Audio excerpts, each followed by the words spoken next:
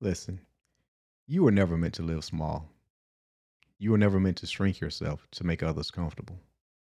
But somewhere along the way, many of us were taught to dim our light, to apologize for our gifts, to take up as little space as possible. Today's episode is about reclaiming that space, about standing fully in who you are, unapologetically. Have you ever walked into a room and immediately felt the need to shrink yourself? Maybe you stayed quiet, even though you had something valuable to say. Maybe you played down your own achievements because you didn't want to seem full of yourself. Maybe you convinced yourself that you're just lucky instead of acknowledging your hard work. Why?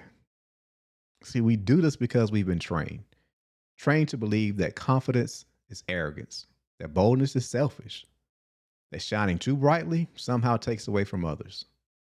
Those things aren't true. But here's the truth: your light doesn't dim anyone else's. There's been times where I've been complimented. Somebody said, okay, great job, appreciate what you did today. But because certain other people were around and that, within earshot of that compliment being paid to me, just kind of downplayed it because, I didn't want somebody else to feel bad because I was receiving a compliment and they didn't. It just wasn't a good thing to do. I should have just accepted it and just, moved on. But where does this minimizing ourselves come from? Well, for me, a couple of times anyway, it's been fear of judgment. Fear of someone thinking, well, who does he think he is? Always running around here, trying to get things done, just so you get tired of that. So you kind of shrink back, once again, because you don't want somebody to judge you, think you're doing, too much. Or what about fear of rejection? I've stepped in a couple of times to speak up to help somebody out, to they were kind of going in the wrong direction and you speak up, to offer some sound advice and I don't need your help. It's like, so man, so what do you do the next time? You just kind of shrink back once again, like, okay, I'm not gonna say anything, even though you know that what you can say, what you would say would help them out, but because you don't want to be rejected again, you just leave it alone. Or what about fear of being labeled?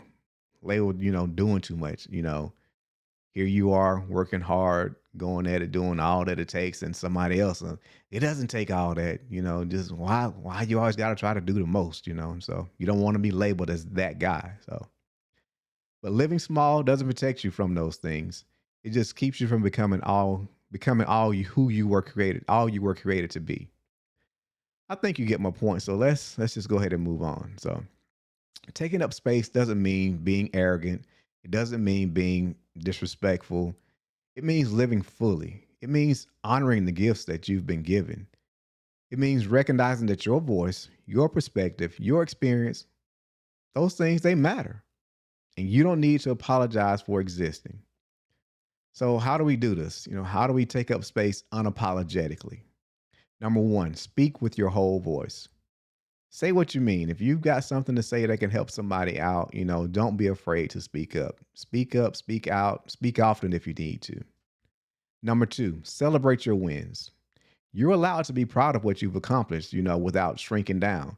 Again, like we said before, just because you're shining at that moment, your light is not dimming someone else's light or their success.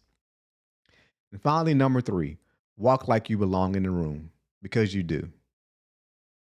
You're not taking up space at the expense of someone else. You're taking up space because you were made to. And when you do that, you give permission for someone else to do the same.